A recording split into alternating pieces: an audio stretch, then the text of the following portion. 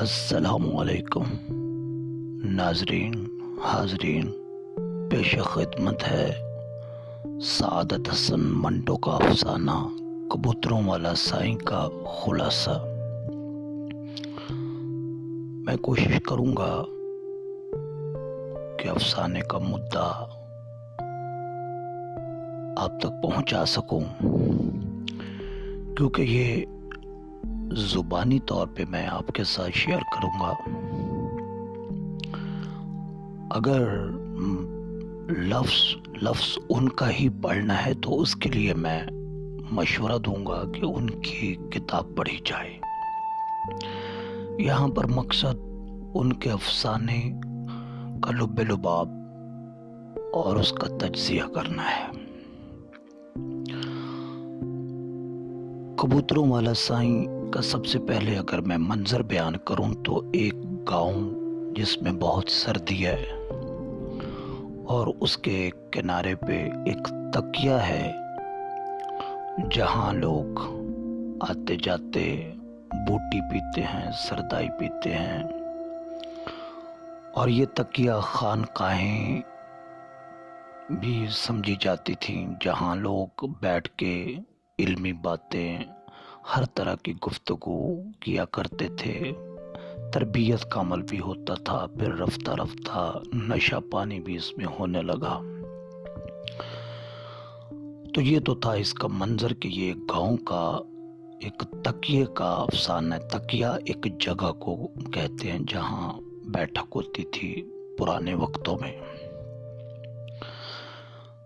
اب میں کردار بتا دوں جو اس افسانے کے اندر ہیں۔ ایک ہے مائی جیواں اور ایک اس کے خامد جو اس دنیا فانی سے کوچ کر گئے ہیں، سائیں گاما، اور ایک سائیں گاما کا بیٹا عبدالغفار عرف کبوتروں والا سائیں، اور دوسرا بیٹا رحمان، اور گاما سائیں کا ایک دیرینہ دوست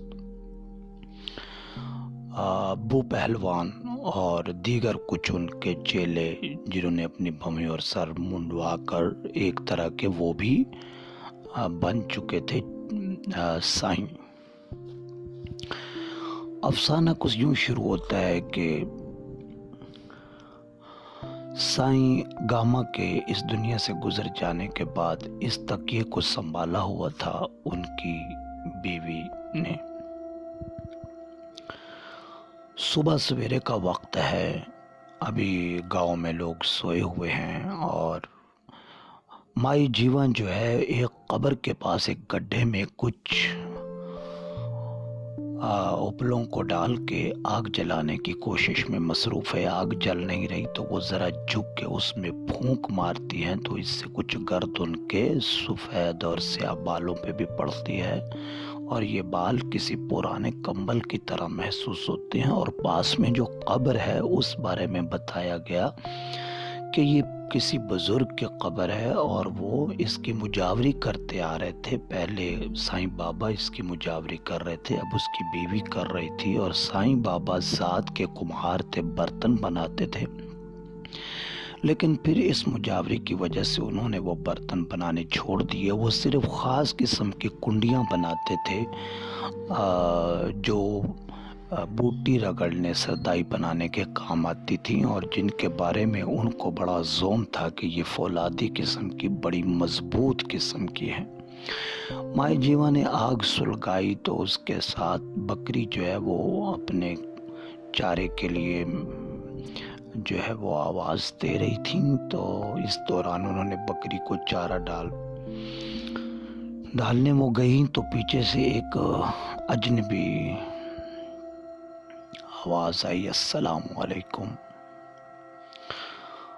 مائی جیوا نے پلٹ کے دیکھا اور سلام کا جواب دیا، تو مائی جیوا نے کہا بھائی بیٹھو، آگ تاپو، تو وہ آگ کے پاس بیٹھ گیا۔ پلٹ کے مائی جیوا بھی وہیں آ گئی، ان کو پہچاننے کی کوشش کیے بغیر ہی، کیونکہ یہ تکیہ تھا، یہاں لوگ صبح و شام آتے جاتے تھے۔ دوپہر کو بھی کچھ نہ کچھ لوگ وہاں موجود ہوتے، لیکن صبح اور شام کو رونق زیادہ ہوتی تھی۔ چنانچہ سلام دعا کے بعد वो जो अजनबी शख्स था उसने मुंह ढांपा हुआ था और उसने कहा, मुझे साईं बाबा के वफात की खबर पहुंची, बहुत दुख हुआ। मेरे वालिद की तरह थे और मुझे उन्होंने बुलाया है।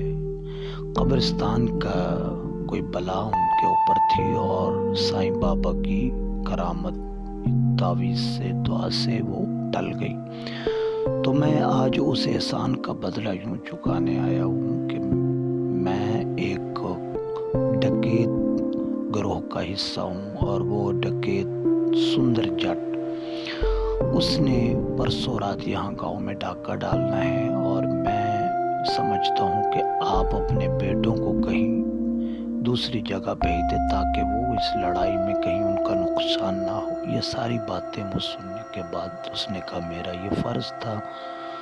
तो सलाम लेके वो उठ पड़ता है वहाँ से। जैसे वो जाता है तो अब वो सोचों में गुम हो जाती है, क्योंकि सुंदर जाट के डाके मशहूर थे। माएँ बच्चों को उसके नाम से डराती थीं। लोग उसके साथ अपने फर्जी मिलने के किस्से बयान करते थे, फ़ख्र करते थे और उसकी मूँछों का जिक्र, उसकी सेहत का और तनावमंदी का जिक्र करते थे। तो उसने सोचा कि मैं बस्ती में, गांव में किस किस को बताऊं। तो जिस जिस पे उसकी नज़र जाती वो इस काबिल न समझती कि ये काबिल रहम है, क्योंकि उनका कुछ रवैया माई जीवा के साथ या इस घर के साथ अच्छा नहीं था। तो कोई भी ऐसा नहीं था जो काबिल रहम। उसने ये बताना मुनासिब ना समझा कि गांव में डाका पड़ने वाला है, क्योंकि इसमें खराबी का अंदेशा था। माई जीवा ने एक प्लान किया कि मैं अपना सामान गठरी में बांध के कब्र के सरहाने दबा दूंगी और बेटे रहमान को दूसरे गांव में भेज दूंगी। वो ये सब सोच रही थी। तो कोठरी के अंदर जाने लगी तो सामने लड़का माँ ने खेज मुस्कुराहट के साथ पूछा, माँ ये आदमी कौन था? तो माँ ने जवाब दिए बगैर आगे गुजर गई।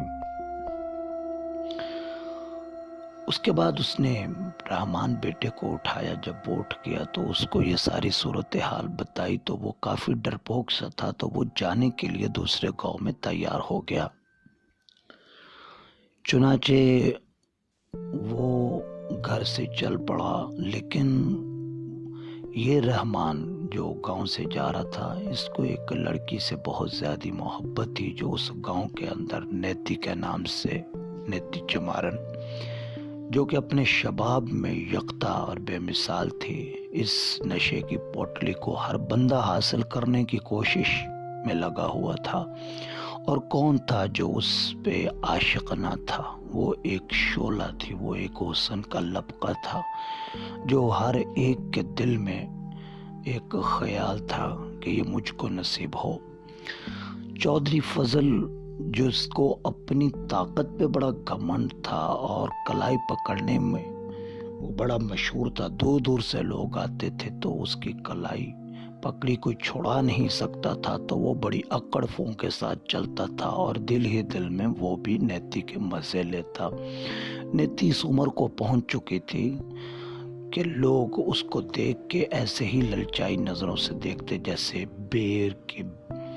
बेरी के बेर पक जाते हैं तो नौजवानों की नसों में, रगों में तनाव आता है। लेकिन अभी ये बेर किसी को नसीब नहीं हुए थे। वो किसी पे मेहरबान नहीं हुई थी, वो किसी को खातिर में नहीं लाती थी। उसे पता था कि रहमान उसको मोहब्बत करता है, लेकिन इजहार नहीं कर पाता।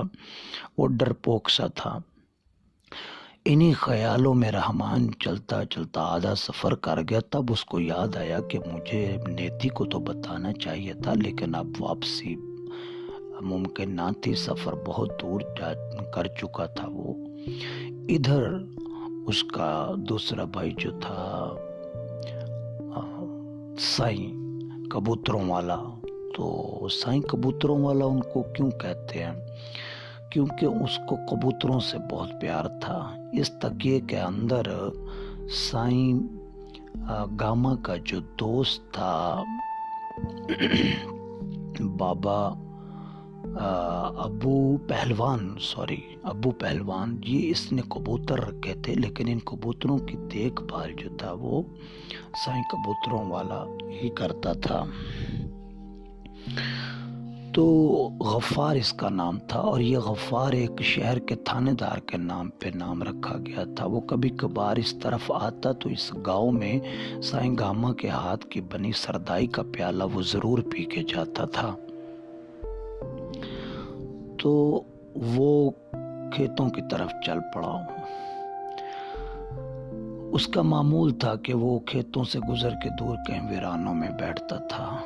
शुरू में वो एक अच्छा जवान था, लेकिन 12 साल की उम्र में उसने अपनी माँ को मायूस किया। अचानक उसकी जिंदगी में एक बदलाव आया। वो पहले से थोड़ा कमज़ोर हुआ और उसकी नाक बहने लगी और मुंह से भी राल सी टपकती रहती। इस हालत को देखकर लोगों ने उससे अकीदत का एक रिश्ता जोड़ लिया और अपने सवालात करने शुरू कर दिया, गैब की बातें पूछनी शुरू कर दी। वो ऊट पटांग जवाब देता तो लोग उससे मतलब अपना निकाल लेते। वो कहीं दूर गांव में भी बैठता, दूर वीराने में भी तो लड़कियां, खवातीन, मर्द पहुंच जाते। बारिश ना होती तो उससे बारिश की दुआ का कहते। माँ ने इस सूरत हाल को भांपते हुए बेटे के गले में एक झोला सा लटका दिया, तो वो पीरों की तरह वहाँ बस्ती का चक्कर काटता, तो चावल, गेहूं और इस तरह की अजनास इकट्ठी कर लेता था। आज उसका भाई दूसरे गांव में माँ ने भेज दिया था, और ये खेतों को क्रॉस करके दूर वो वीरान कुआं, जिसके कंधे पे एक बरगद का दरख्त जिसके पत्तों ने उस कुएं को ढांपा हुआ था, वो उसके किनारे पे बैठ गया। और पानी नीचे कहीं शायद मकड़ियों ने उसके ऊपर एक जाला बुन दिया था। ये बैठा था इसी सना में। एक खूबसूरत आवाज कानों में पड़ी। ये आवाज नेति की थी। वो एक गीत गाती हुई मोहब्बत का इसकी तरफ बढ़ रही थी। उसने साईं कबूतर वालों को देख लिया था और पास आके गफ्फार साईं के पास वो बैठ गई। गफ्फार साईं, मैंने आज बहुत कुछ तुमसे पूछना है। आज तुम हो और मैं हूं, कोई और पास नहीं है। ये कहते हुए वो उसके मैले कपड़ों पे हाथ भी फेरने लगी। गफ्फार साईं के चेहरे पे एक मुस्कुराहट सी आई। ये दूसरी बार ऐसा था कि उसके चेहरे पे एक पुरस्कार और मानिक से मुस्कुराहट। इससे पहले जब उसने माँ से पूछा ये बंदा कौन है, तब वो एक संजीदा और समझदार लड़का लग रहा था।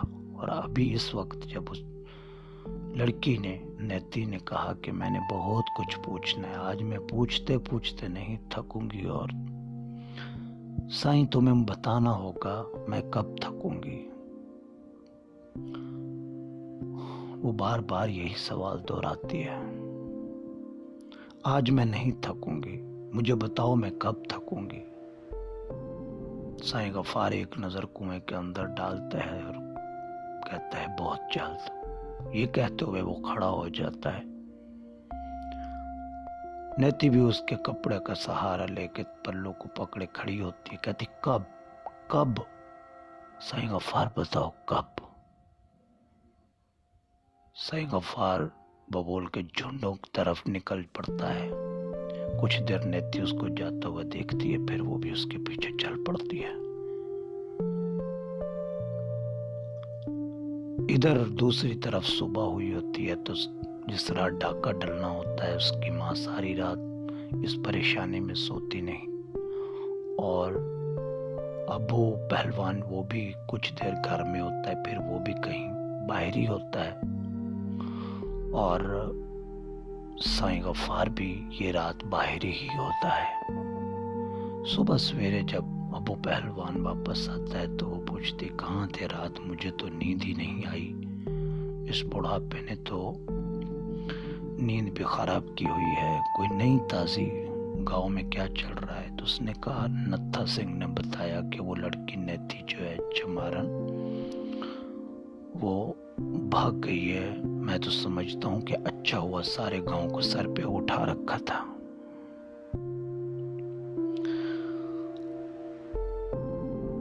اس کو یقین نہیں آتا کہ وہ بھاگ گئی ہے یا کوئی اس کو اٹھا کے لے گیا ہے۔ دن میں جو لوگ تکیے میں آتے ہیں وہ ان سے پوچھتے تو اس کو بھی یہی جواب ملتا ہے کہ وہ بھاگ گئی ہے۔ شام کو اس کا بیٹا آتا ہے تو وہ سارا احوال پوچھتا ہے رحمان، تو کہتی بیٹا ڈاکہ تو کوئی نہیں پڑا رات کو، لیکن نیتی غائب ہو گئی ہے۔ یہ سن کر وہ اس کا چہرہ اور زرد ہو جاتا اور پاؤں تلے سے زمین نکل جاتی، گویا 10 کوس کا اور اس کو تھکاوٹ ہو گئی ہو۔ تو اس کے چہرے کو دیکھتے ہوئے کہتی ہے بیٹا کیا ہوا؟ تو رحمان کہتا ہے کچھ نہیں ماں، تھک گیا ہوں۔ یہ آواز سنتے پیچھے سے آواز آتی ہے، نیتی مجھے کل کہہ رہی تھی میں کب تھکوں گی؟ رحمان پلٹ کے دیکھتا ہے حیران نظروں سے، تو تم نے کیا کہا؟ وہ ذرا آگ کے پاس بیٹھتا ہے، کہتا ہے کہ وہ کہتی تھی کہ میں کب تھکوں گی، اب وہ تھک جائے گی۔ رحمان پوچھتا وہ کیسے؟ تو ایک بے معنی سی چہرے پہ مسکراہٹ ہوتی ہے غفار سائیں کے، کبوتر والے سائیں کے۔ مجھے کیا پتا، سندر جاٹ جانے، نیتی جانے۔ افسانہ اسی کے ساتھ ختم ہوتا ہے۔ یہ افسانہ آپ جتنی دفعہ پڑھیں گے، اب ہم اس کا تھوڑا تجزیہ کر لیتے ہیں تاکہ آپ اگر خود پڑھیں تو آپ کو مزہ آئے کہ یہ افسانہ کیا ہے۔ کیا وہ بندہ جو آیا تھا وہ سائیں غفار کی سازش سے بھیجا گیا تھا، یا وہ واقعی حقیقت میں سندر جاٹ کی طرف سے ہی تھا؟ کچھ بھی تھا، پوری کہانی کو پڑھنے کے بعد 2 دفعہ وہ بامانی مسکراہٹ چہرے پہ ہوتی اس کے۔ جب وہ بندہ آتا ہے تب وہ ماں سے پوچھتا ہے، اور جب دور کھیتوں میں وہ بیٹھتا ہے تو جس بے باکی کے ساتھ نیتی اس کے کپڑوں پہ ہاتھ پھیرتی ہے، یہ صاف دکھتا ہے کہ یہ سائیں غفار کی بچھائی ہوئی بسات تھی۔ اور دوسری بات، اس کا جو دوسرا پہلو نکلتا ہے کہ ماں نے رحمان بیٹے کو دوسرے گاؤں بھیج دیا اور اپنے اس سائیں بیٹے کو کچھ نہیں بتایا، اور جب اس نے آخر میں ماں کو بتایا کہ سندر جاٹ جانے اور وہ لڑکی، تو ان کے دونوں کے چہروں پہ ایک خاص قسم کی حیرانی تھی، چریاں نمایاں ہو گئی تھی۔ رحمان کا چہرہ اور زرد ہو گیا تھا۔ تو اس میں تیسرا جو روحانیت کا پہلو کہ وہ واقعی پہنچی سرکار تھا، مطلب اس کو پتہ چل چکا تھا۔ وہ اس نیتی کا کہیں بندوبست رات کو کر کے آیا تھا، اس جھنڈ میں کیا کرنے گئے تھے، کہیں غائب کر کے آیا تھا، کسی کے ہاں چھوڑ کے آیا تھا۔ افسانوں میں یہ آگے نہیں پتہ چلتا، یہی افسانے کی خوبصورتی ہوتی ہے، یہ پورا ناول نہیں ہوتے۔